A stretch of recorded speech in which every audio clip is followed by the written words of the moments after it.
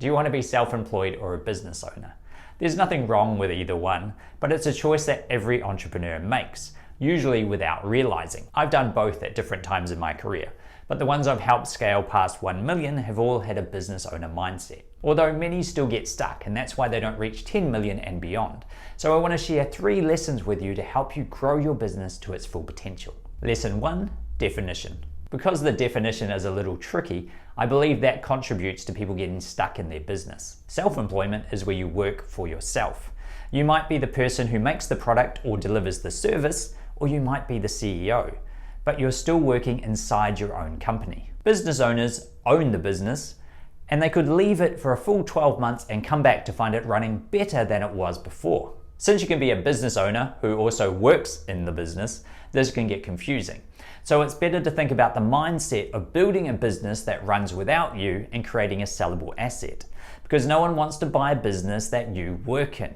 And if they do, it's dramatically less valuable because it relies on you for some crucial role. So let's move on to lesson 2, people. I hear people say that they don't want to grow a business because they don't want to manage people.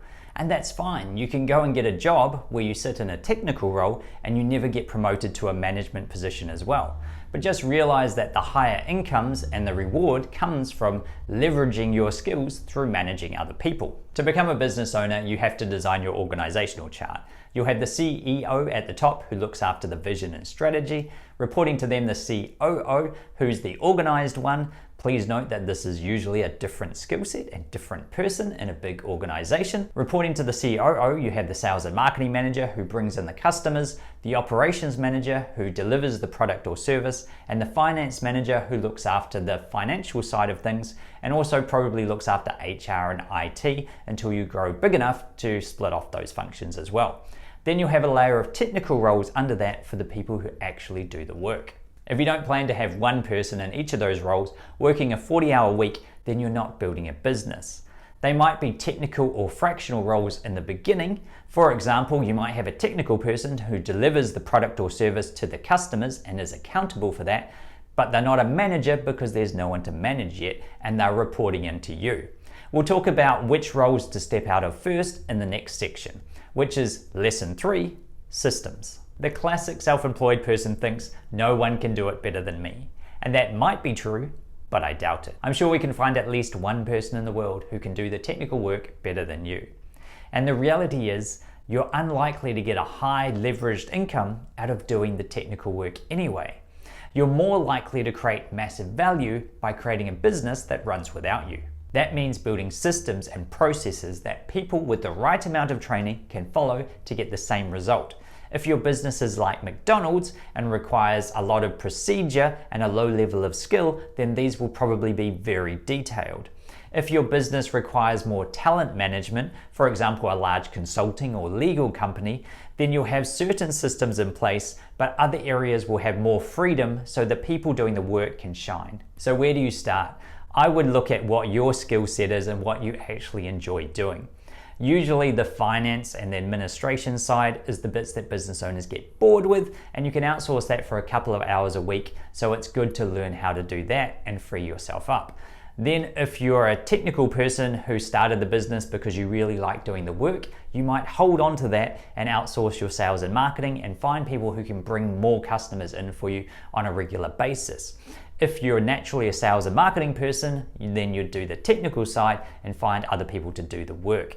Basically, you're stepping out of all of those functions and then moving up to the CEO and COO role. It's usually combined in the beginning, and as the organization starts to grow past your ability to manage it, bring in a COO who's very good at getting everything to run on schedule so you can focus on the bigger visionary and strategic tasks. Then try not to break stuff. So when I was first in a CEO role in my business and I had a competent COO underneath me, I couldn't leave well enough alone. What happens is you have more free time on your hands that you're meant to use for this strategic thinking in the direction of the business, and instead you end up going and focusing back down in the weeds. I found a particular employee was not managing her team very well, and there were errors in the client delivery, so I got all involved and made a mess. What I should have done is worked with the COO to exit that person, bring in another person who was doing the quality of work we wanted, and left well enough alone, backed off again. But I made a mess, and then I freaked out and shrunk back down the team because no one could do it better than me. I took off my business owner hat and went straight back to being self-employed.